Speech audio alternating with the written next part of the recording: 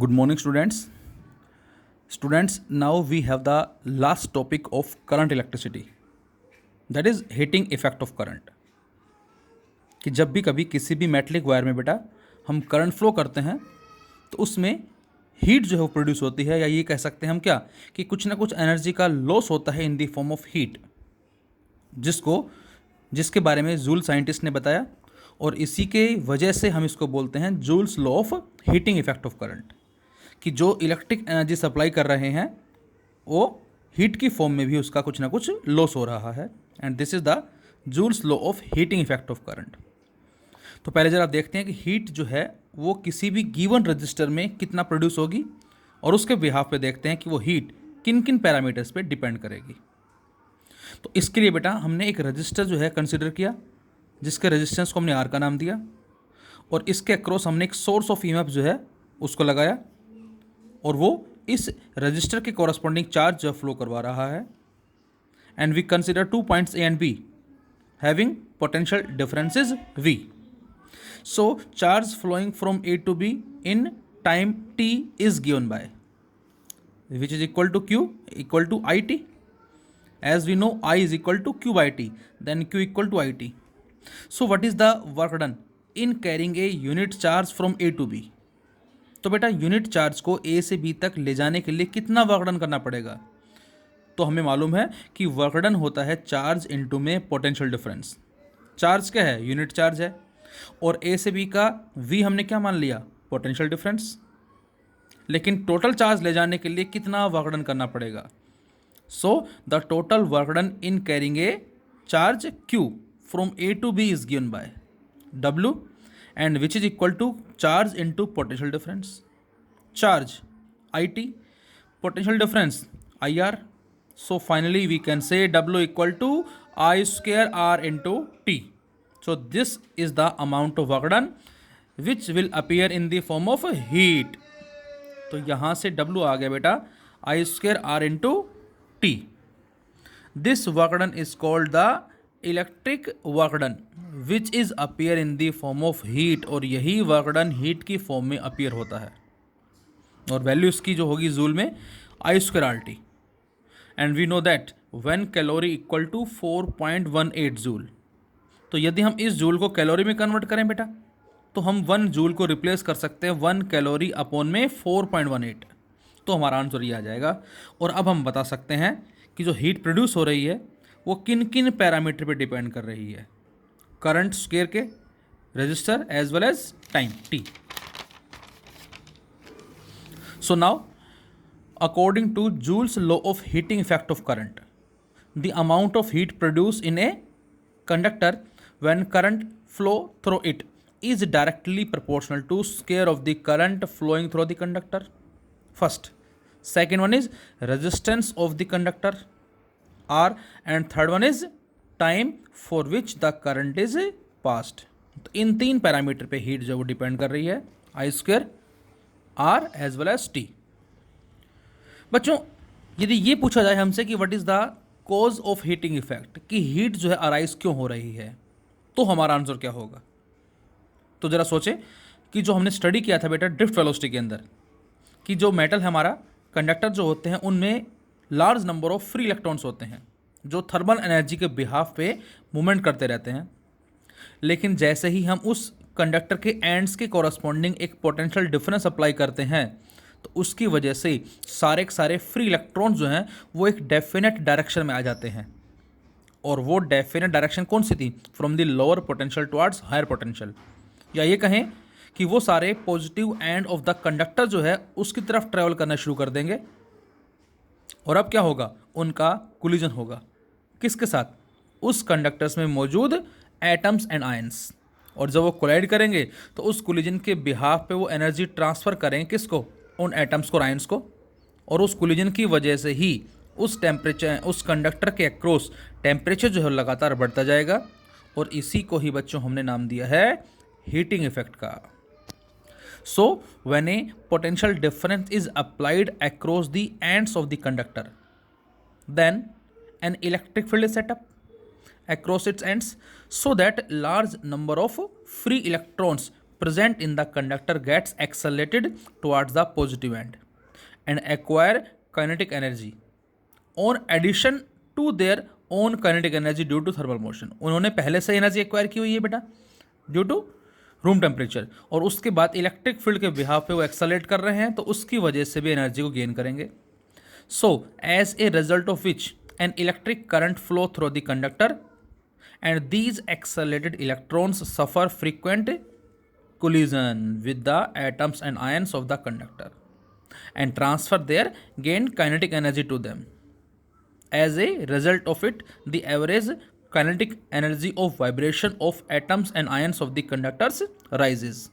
और इसी की वजह से जो टेम्परेचर होगा कंडक्टर का वो क्या होगा बेटा, इंक्रीज हो जाएगा, and hence electric energy supplied by the source of EMF is converted into heat। और इसी की वजह से हीट जो प्रोड्यूस होती है, तो जो मेन कॉज होगा किसका, हीटिंग इफेक्ट का, वो हमारा कोलिजन के बिहाव पे है। कोलिजन होगा और उसी से ही हीट अमाउंट जो है वो प्रोड्यूस हो रही है, एनर्जी का एक्सचेंज हो रहा है, तो दिस इज द हीट। इसी को ही हम बेटा इलेक्ट्रिक पावर की फॉर्म में कैसे लिख सकते हैं, इलेक्ट्रिक पावर, तो आंसर है the rate at which electric work is done by the source of EMF in maintaining the current in circuit. Circuit में करंट को मेंटेन करने के लिए जो इलेक्ट्रिक वर्क डन हो रहा है किसी भी सोर्स ऑफ ईएमएफ की वजह से, उसी को ही बच्चों हमने इलेक्ट्रिक पावर का नाम दिया है, which is equal to W/T। W work done that is heat, जो अभी अभी हमने सोल्व की है I²RT।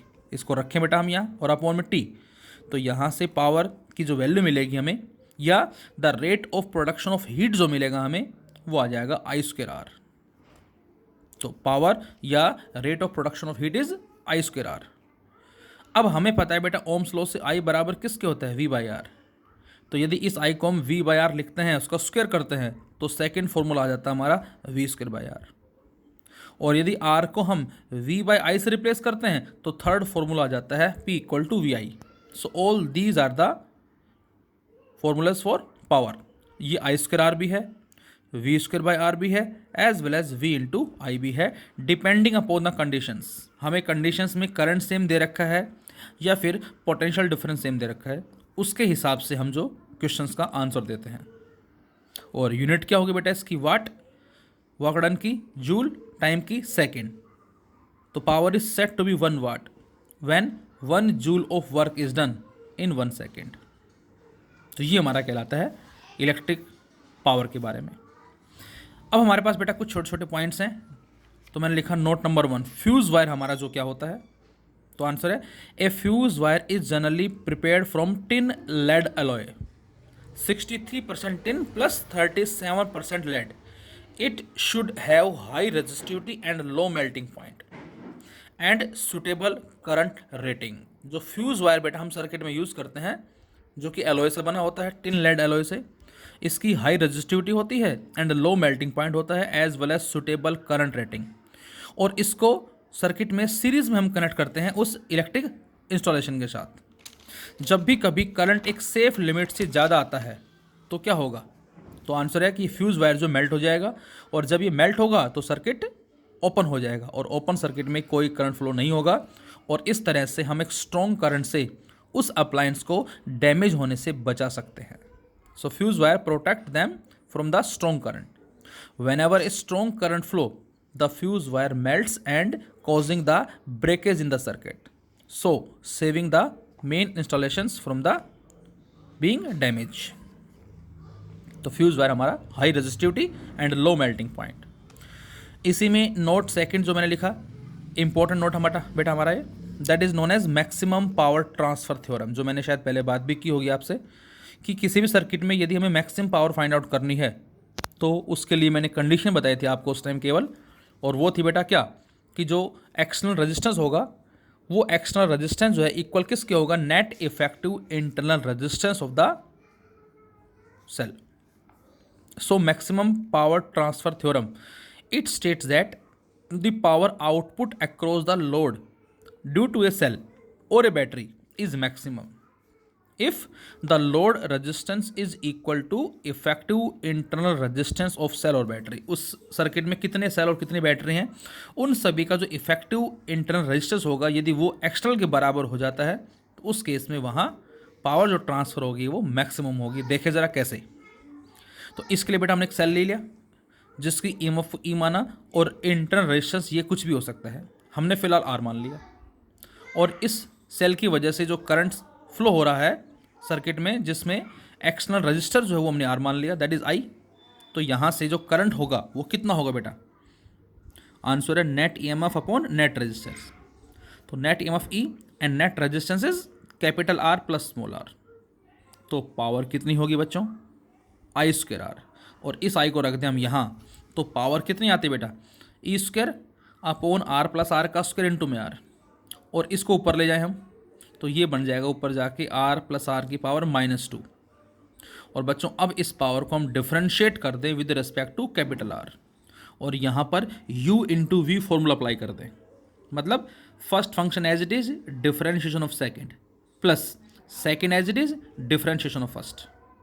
तो जब इसको डिफ्रेंशिएट करते हैं बेटा तो ई स्क्वायर को बाहर लिया, first function as it is R plus R की पावर -2 का डिफ्रेंशिएशन आर के रेस्पेक्ट में, तो -2 आगे आ गया, और r प्लस आर की पावर -2 में से एक कम कर देंगे -3, ये पावर का हुआ, और अंदर r का r के रेस्पेक्ट में 1 बन जाएगा, प्लस r प्लस आर की पावर -2 एज इट इज़ है, और इस r का r के रेस्पेक्ट में 1, ये हमारा आ गया है। और इसको अब हम सोल्व करेंगे तो -2r ऊपर, ये नीचे आ जाएगा। और maximum power theorem, maximum power का मतलब क्या होता है, dp by D R equal to 0। ये हमारी मैक्सिमम मिनिमा के रिगार्डिंग में कंडीशन होती है जो हम ऑलरेडी बात कर चुके हैं। तो dp by D R equal to 0, और अब इस इक्वेशन को 0 से इक्वेट कर दो। अब आप नीचे से कॉमन आ जाएगा r प्लस आर की पावर 2, और बाहर ई स्क्वायर पहले से है वो 0 के बराबर हो गया। तो यहाँ से जब हम इसको सोल्व करते हैं बच्चों तो फाइनली हमें मिलता है बेटा क्या, small r equal to capital R। तो ये हमारी नेसेसरी कंडीशन कहलाती है मैक्सिमम पावर थ्योरम के लिए। और इसका एक ग्राफ जो मिलता हमें R by R into and P में वर्सेस पी में, तो इस तरह से हमारे ग्राफ कुछ आता है। और जब स्मॉल r कैपिटल R बराबर होते हैं, ये हमारी कंडीशन कहलाती है small r equal to capital R। तो उस केस में पावर जो हमें वो मैक्सिमम मिलती है। इसके अलावा एक नोट नंबर 3 हमारा है इलेक्ट्रिकल पावर ट्रांसमिशन। इसके बारे में हम यूनिट नंबर 4 में भी स्टडी करेंगे EMI के अंदर बेटा। फिलहाल यहाँ से जूल्स हीटिंग लॉस जो आया हमारा, जो हीट का लॉस हो रहा है, जो एनर्जी का लॉस हो रहा है बेटा, वो आया I square R. So joule heating loss I square R become quite significant when electricity is transmitted from generating station to home as well as factories. क्या मतलब इसका, कि जो जूल हीटिंग लॉस बेटा ये सिग्निफिकेंट होता है कब, जब इलेक्ट्रिसिटी जो है ट्रांसमिट हो रही है जनरेटिंग स्टेशन से लेकर हमारे घरों में एज वेल एज फैक्ट्रीज में। अब हम ये चाह रहे हैं कि जो हमारा लॉस हो रहा है आई स्क्वायर आर, ये क्या हो बेटा, कम हो जाए। To keep this loss to a minimum besides using a transmission cable of very low register. तो इसको मिनिमाइज करने के लिए आंसर है कि हम आर को कम कर दें। आर क्या है बेटा, जिस केबल के थ्रू हमारी सप्लाई आ रही है उसकी बात कर रहे हैं, जो आपने देखे भी होंगे ओवरहेड पावर केबल जो होते हैं। तो उसके लिए आर की वैल्यू क्या होनी चाहिए, कम होनी चाहिए। First, it is necessary and desirable to use very low current, और उसके साथ साथ जो करंट है बेटा वो भी कम हो, but to keep power supplied P equal to VI constant. लेकिन जो पावर सप्लाई आ रही बच्चों वो कॉन्स्टेंट हो। तो हम चाह रहे हैं क्या, कि करंट जो है वो कम से कम हो जाए। जब करंट कम होगा, अब आप सोचें कि P को कॉन्स्टेंट करने के लिए यदि करंट कम है तो V क्या होना चाहिए बेटा, हाई होना चाहिए, ज़्यादा होना चाहिए। So I is low then V must be high, hence electric power is transmitted at low current high voltage. और यही रीज़न है जिसकी वजह से जो ओवरहेड पावर केबल से जो हमारी इलेक्ट्रिसिटी आ रही है उसकी वोल्टेज कितनी होती है, हाई वोल्टेज 11,000 वोल्ट, 1,32,000 वोल्ट। तो जितना ज़्यादा वोल्टेज करेंगे उतना जो लॉस होगा बच्चों वो कम हो जाएगा, मिनिमाइज हो जाएगा। इसी में ही हमारा एक करंट रेटिंग के रिगार्डिंग में क्वेश्चन आता है, जो हम वायरिंग लेते हैं, फ्यूज़ वायर वगैरह जो हो गया, तो उसका रेडियस जो है वो कितना लें, उसमें रेडियस में और उसमें जो करंट रेटिंग है उसमें क्या रिलेशनशिप होगा। तो ये हमारा एक मैथमेटिकल कैलकुलेशंस के बिहाफ पे एक इक्वेशन आती है, आप कहेंगे तो बता देंगे इसको। और इस इक्वेशन से हमें जो रिजल्ट मिलता है वो मिलता है I square is directly proportional to R cube, या ये कहें I is directly proportional to R raise to the power 3/2। अब हमें दो अलग अलग फिलामेंट की कॉरस्पॉन्डिंग थिकनेस दे रखी है या उसका रेडियस दे रखा है, तो करंट का रेशो पूछेगा। या करंट का रेशो दे दिया, दूसरे का रेडियस दे दिया, पहले वाले का बताओ रेडियस क्या होगा। तो इस तरह के क्वेश्चंस में हम इस कॉन्सेप्ट को यूज़ करते हैं। इसी में ही हमारा एक क्वेश्चन आता है बेटा, इलेक्ट्रिसिटी कंज्यूम जो हम करते हैं घरों में on the basis of electric appliances, उसके हिसाब से हमें बिजली का कितना बिल पे करना पड़ेगा। इस तरह के क्वेश्चन हम कह सकते हैं। जनरली ऐसे क्वेश्चन 10th क्लास में ज़्यादा आते हैं। फिलहाल the commercial unit of electric energy is kilowatt hour. जो हम कॉमर्शियल यूनिट लेते हैं जिसको बोर्ड ऑफ ट्रेड यूनिट भी कहा गया है, वो होती है kilowatt hour. And we know that 1 kilowatt hour is 1 kilo, that is 1000 watt, and 1 hour is 3600 second. So 1 kilowatt hour will be equal to 3.610 raised to the power 6 joule and number of units of electricity consumed। और जब भी हमें find out करना है कि कितनी unit consume हुई हैं, तो हमारा काम क्या होगा बेटा, हमारा काम होगा उस वैल्यू को 1 किलोवाट आवर में कन्वर्ट करना, क्योंकि 1 यूनिट जो होती है वो 1 किलोवाट आवर के बराबर होती है। कैसे, ज़रा देखें हमने इसको समझने के लिए क्वेश्चन लिया। A bulb of 100 watt operating for 6 hours in a day. Find the unit of energy consumed in 7 days। कोई बल्ब है बेटा जिसकी पावर 100 वाट है और उसको हर दिन हम 6 घंटे चला रहे हैं, तो 7 दिन में वो कितनी एनर्जी कंज्यूम करेगा, ये बताना हमें first. Second, what will be the electric bill of house in the month 30 days if rate of power is 1.35 per unit of electricity consume. यदि एक यूनिट का खर्चा 1.35 रुपीज़ है, 1 रुपये 35 पैसे है, तो हमें बताना है कि 30 दिन में उस बल्ब के थ्रू जो एनर्जी कंज्यूम हुई है उसका हमें कितना अमाउंट इलेक्ट्रिसिटी डिपार्टमेंट को पे करना पड़ेगा। तो बच्चों, हमें पावर दे रखी 100 वाट और हम कितना टाइम यूज़ कर रहे हैं उसको, 7 आवर्स यूज़ कर रहे हैं। कितने दिन के लिए, 7 डेज़ के लिए। तो बेटा इसको सोल्व करते हैं तो ये मिलता है 4200 वाट आवर। लेकिन हमें पता है कि 1 यूनिट होती है 1 किलोवाट आवर। तो किलो बनाने के लिए क्या करेंगे इसको बेटा, किलो बनाने के लिए 1000 से डिवाइड कर दिया और 1000 से मल्टीप्लाई कर दिया, और ऊपर वाले 1000 को किलो लिखा और नीचे वाले 1000 को इससे सिंप्लीफाई करके 4.2 लिख दिया हमने। तो एनर्जी कंज्यूम कितनी आ गई, 4.2 किलोवाट आवर। ये आया 7 डेज़ में। तो 30 डेज़ में कितना होगा, 7 की जगह आप 30 लिख दो। Same method, 100 watt 6 hour and 30 days, और 1000 से डिवाइड 1000 से मल्टीप्लाई, तो ये हमारा आ जाएगा 18 किलोवाट आवर। इतनी यूनिट कंज्यूम हो गई। तो बेटा एक यूनिट का खर्चा कितना था, 1.35, तो 18 का कितना होगा, मल्टीप्लाई कर देंगे हम, तो 24.3। इतने अमाउंट या 24 रुपये 3 पैसे हमें, 30 पैसे जो हमें वो पे करने होंगे इलेक्ट्रिसिटी डिपार्टमेंट को। इस तरह से हम कह सकते हैं हमारे कॉमर्शियल यूनिट्स पे बेस्ड क्वेश्चंस हैं। इसके अलावा आपसे ये भी कह सकते हैं कि हमारे घर में ये अप्लाइंसेज हैं, लाइक रेफ्रिजरेटर हो गया, गीज़र है, टीवी है, CFL बल्ब हो गया, और उसके कॉरस्पॉन्डिंग हमें गिवन होगा कि कितनी कितनी पावर है और कितना कितना टाइम वो चल रही हैं। तो उसके बिहाफ पे हम सभी की एनर्जी कंज्यूम्ड जो हुई है वो फाइंड आउट कर सकते हैं, और उसके बाद जो भी हमें अमाउंट गिवन है हम उन सभी यूनिट्स को एडअप करके उस अमाउंट से मल्टीप्लाई कर देंगे, तो वो हमारा आ जाएगा बिल, बिजली का बिल जो हमें पे करना होगा। इसी में एक क्वेश्चन कहा जाए आपसे, we have 3 resistors 6 ohm, 3 ohm, 4 ohm which are connected with a source of EMF 12 volt. और आपसे कहा बेटा कि हर एक में 2 मिनट में जो हीट का प्रोडक्शन होगा वो कैलकुलेट करना है। Calculate heat produced in each resistor in 2 minutes. तो ये आप खुद ट्राई कर सकते हैं बेटा। क्या करेंगे हम, हमें हीट निकालनी है। अब हीट कैसे आएगी, I²RT से निकाल लो, चाहे V²/R और ऊपर इंटू T से निकाल लो। तो सबसे पहले आप यहाँ से नेट रेजिस्टेंस निकालेंगे, नेट रेजिस्टेंस से नेट करंट आ जाएगा, और नेट करंट आने से अब आप देख लेंगे कि यहाँ पर करंट कितना है, यहाँ करंट कितना है, और उसके बिहाफ पे आप इसको सोल्व कर सकते हैं। इजी क्वेश्चन है, और ये आंसर आना चाहिए आपका H6 रजिस्टर में 6 ओम में हीट आएगी 320 जूल, 3 वाले में 640 एंड 4 वाले में 1920 जूल। तो कमेंट बॉक्स में आप बताएं आंसर्स को कि आपके आंसर आए या नहीं आए।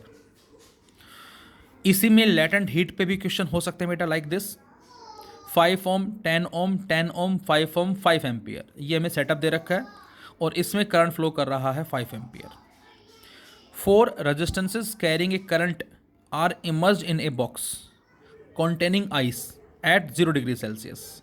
ये बेटा 4 रजिस्टर है और इसमें हमने 5 एम्पियर करंट को फ्लो किया और इसको किसी बॉक्स के अंदर इमर्ज कर दिया और उसमें पहले से बर्फ़ मौजूद है, आइस मौजूद है eight 0 degree Celsius.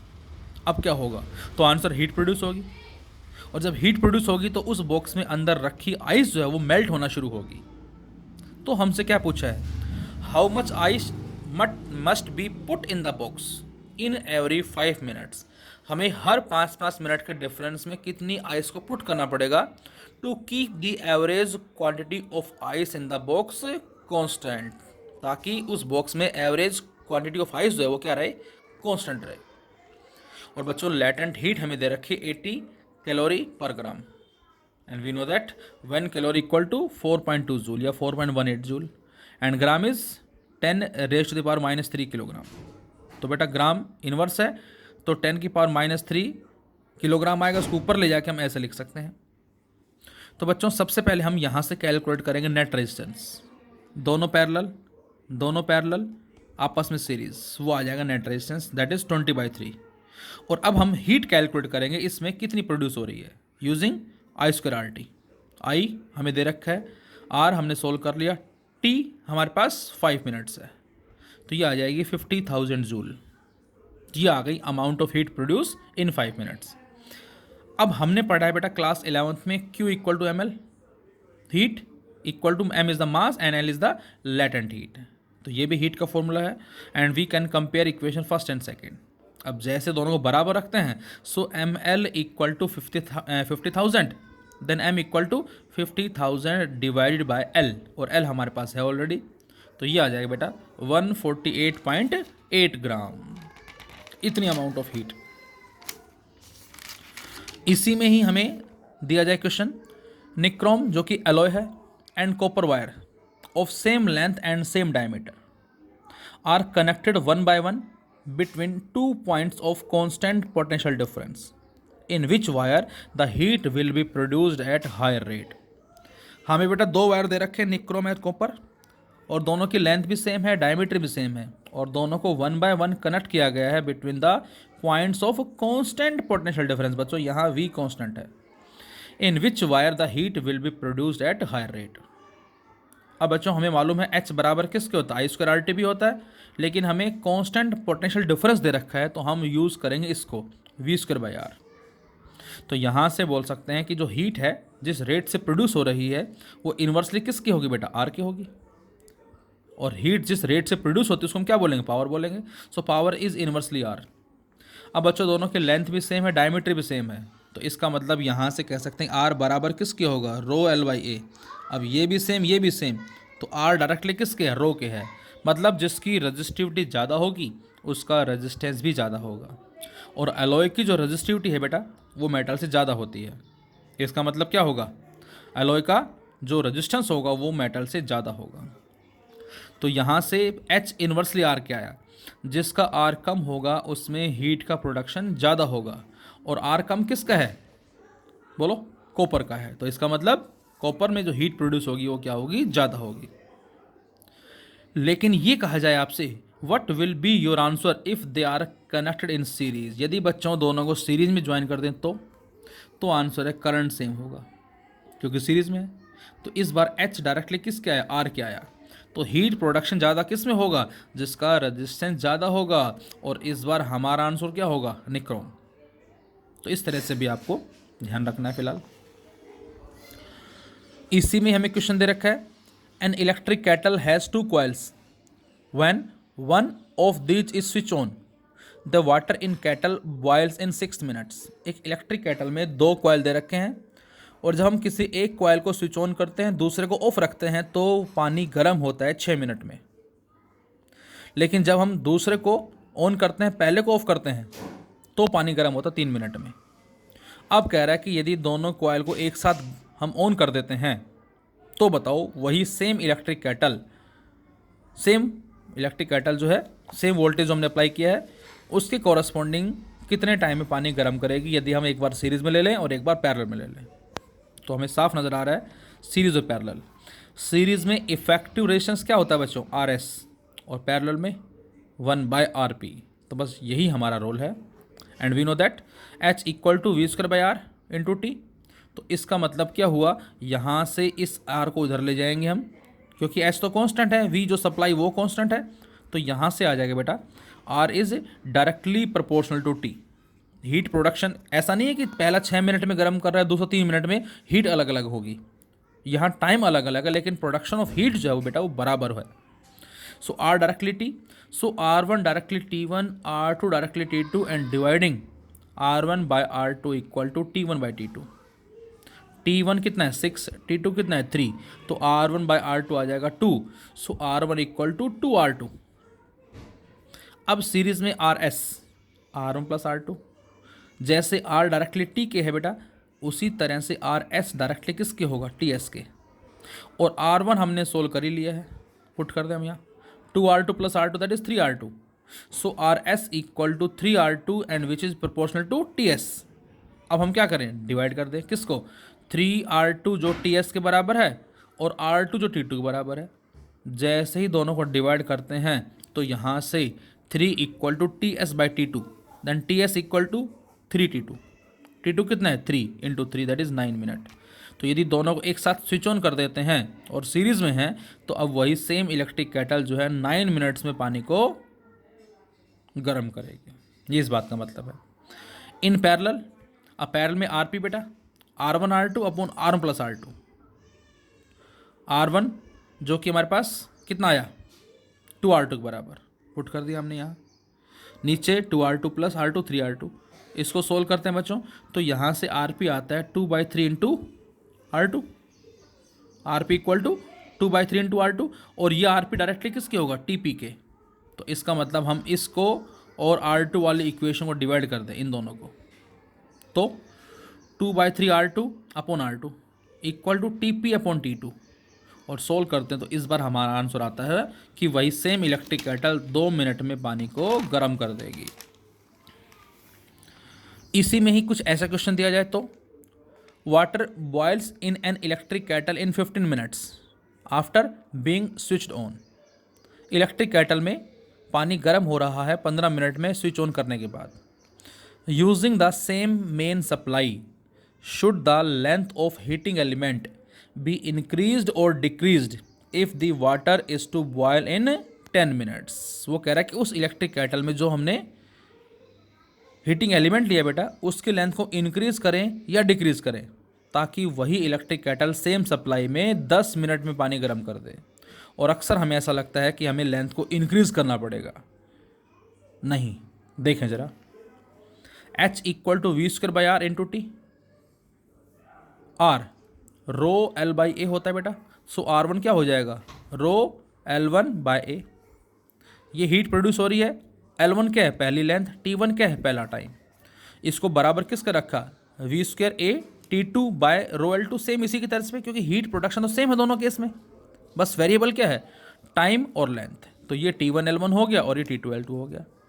Nature same है, एरिया सेम है, लेकिन लेंथ हमें अलग अलग जो है वो कंसिडर करनी पड़ेगी। तो कितना लेना पड़ेगा, तो यहाँ से T1/T2 आ गया बेटा L1/L2, तो L2 कितना आ जाएगा, T2/T1 × L1, और इसको अब सोल्व कर लेंगे हम। T2 10 मिनट्स, T1 15 मिनट्स, तो L2 की वैल्यू आ जाएगी बच्चों 2/3 ऑफ L1। तो इसका मतलब हमें लेंथ क्या करना पड़ेगा, डिक्रीज करना पड़ेगा, मतलब 2/3 करनी पड़ेगी हमें ओरिजिनल लेंथ की। उस केस में वही सेम इलेक्ट्रिक केटल 10 मिनट में पानी को गर्म कर देगी। इसी में कुछ क्वेश्चन हमारे इस तरह से भी हो सकते हैं, जिसमें हमें एक सोर्स ऑफ ईएमएफ दे रखा और बल्ब लगा रखे हैं ABC। ये सेम भी हो सकते हैं और डिफरेंट भी हो सकते हैं।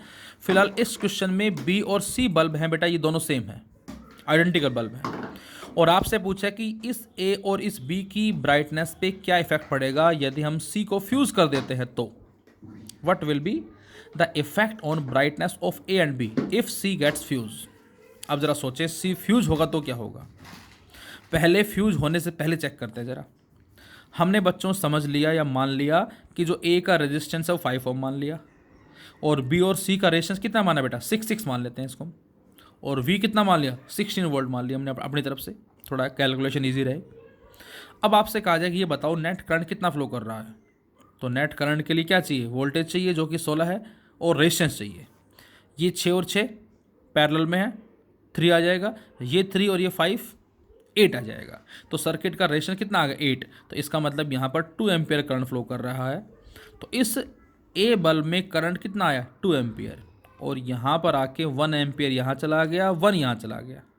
तो इसमें 2 एम्पियर है, इसमें 1 एम्पियर है, इसमें 1 एम्पियर है, फर्स्ट केस।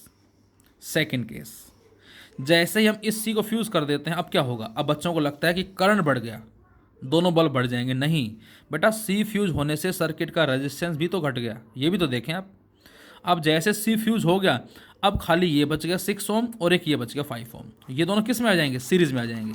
तो इसका मतलब अब नेट रेजिस्टेंस हो गया 11 ओम। वी कितना है, 16। अब उसी सेल से कितना करंट फ्लो करेगा, 1.45। इसका मतलब जहाँ पहले करंट फ्लो कर रहा था 2 एम्पियर यहाँ से, अब फ्लो करेगा 1.45। तो बेटा अब आप खुद बताएं, जो ए है उसमें करंट की सप्लाई क्या हो गई, कम हो गई। और यदि करंट कम हो गया, इसका मतलब ब्राइटनेस घट जाएगी। अब दोनों सीरीज में है, इसमें 1.45 जाएगा, इसमें भी कितना जाएगा, 1.45 जाएगा। पहले कितना जा रहा था बी के अंदर, पहले बी में और ए सी में 1 जा रहा था, अब बी में कितना आया, 1.45 आया। मतलब बी में करंट बढ़ गया, और बी में करंट बढ़ने से बी की ब्राइटनेस इंक्रीज हो जाएगी। तो ये थोड़ा सा ध्यान रखें। फर्स्ट केस में सर्किट का रेजिस्टेंस 8 ओम था, जिसकी वजह से सर्किट में करंट कितना आया, 2 एम्पियर आया, और 2 एम्पियर यहाँ पर आके 1 इधर गया, 1 इधर गया। तो इसमें 2 एम्पियर है और इसमें 1 एम्पियर है। सेकंड केस में बेटा सर्किट का रेजिस्टेंस चेंज होने से अब जो नेट करंट आया वो 1.45 आया, इसमें करंट घट गया, लेकिन वो 1.45 सारा इसमें जाएगा क्योंकि ये तो फ्यूज है, इसमें करंट बढ़ गया। तो ए की ब्राइटनेस कम होगी और बी की ब्राइटनेस बढ़ जाएगी। So these are the questions based upon heating effect of current. So this is all about Joule's law of heating effect of current. और डेली लाइफ में बहुत सारे एग्जांपल्स आपने देखे हैं, इलेक्ट्रिक प्रेस है, इलेक्ट्रिक गीज़र है, रोड है, इलेक्ट्रिक केटल है। All these are the examples of heating effect of current. Thank you.